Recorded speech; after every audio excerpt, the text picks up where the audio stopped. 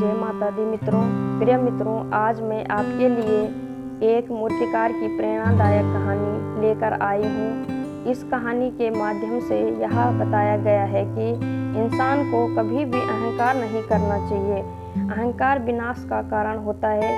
आइए शुरू करते हैं। एक समय की बात है, एक गांव में एक मूर्तिकार रहता था।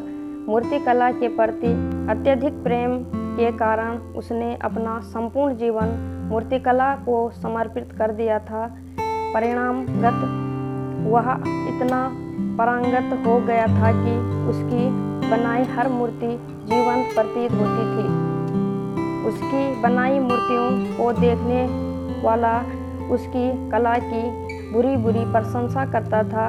उसकी कला के चर्चे उसके गांव में ही नहीं बल्कि दूर दूर के नगर में और गांव में होने लगे थे। ऐसी स्थिति में जैसा सामान्यतः होता है वैसा ही मूर्तिकार के साथ भी हुआ। उसके भीतर अहंकार की भावना जागृत हो गई। वह स्वयं को सर्वश्रेष्ठ मूर्तिकार मानने लगा।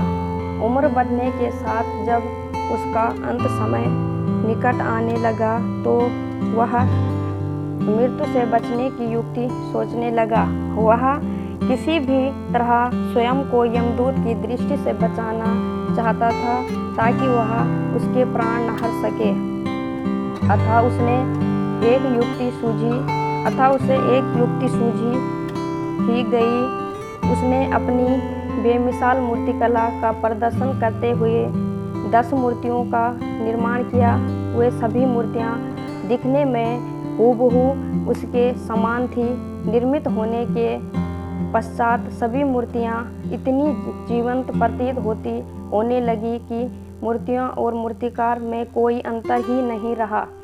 मूर्तिकार ने उन मूर्तियों के मध्य जाकर बैठ गया। युक्ति अनुसार यमदूत का उसे इन मूर्तियों के मध्य पहचान पाना असंभव था। उसकी युक्ति कारगर भी सिद्ध हुई। जब यमदूत उसके प्राण हरने आया तो 11 एक ही शरीर की मूर्तियां को देख चकित रह गया।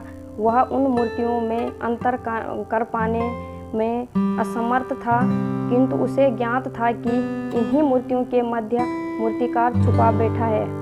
मूर्तिकार के प्राण हरने के लिए उनकी पहचान करना आवश्यक था। उसके प्राण न हर पाने का अर्थ था प्रकृति के नियम के विरुद्ध जाना। प्रकृति के नियम के अनुसार मूर्तिकार का अंत समय निकट आ चुका था। मूर्तिकार की पहचान करने यमदूत हर मूर्ति को तोड़कर देख सकता था, किंतु वह कला का अपमान नहीं करना चाहता था।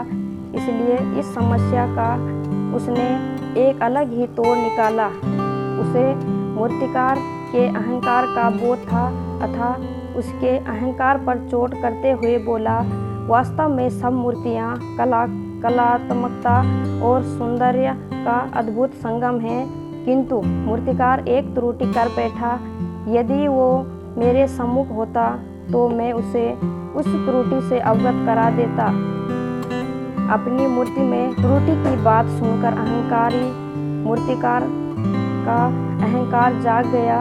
उससे रहा नहीं गया और झट से अपने स्थान से उठ बैठा और यमदूत से बोला, त्रुटि असंभव। मेरी बनाई मूर्तियाँ सर्वदा त्रुटिहीन होती है। यमदूत की युक्ति काम कर चुकी थी। उसने मूर्तिकार को पकड़ लिया और बोला, बेजुबान मूर्तियाँ बोला नहीं करती और तुम बोल पड़े। यही तुम्हारी त्रुटि है कि तुमने अहंकार पर तुम्हारा कोई बस नहीं है।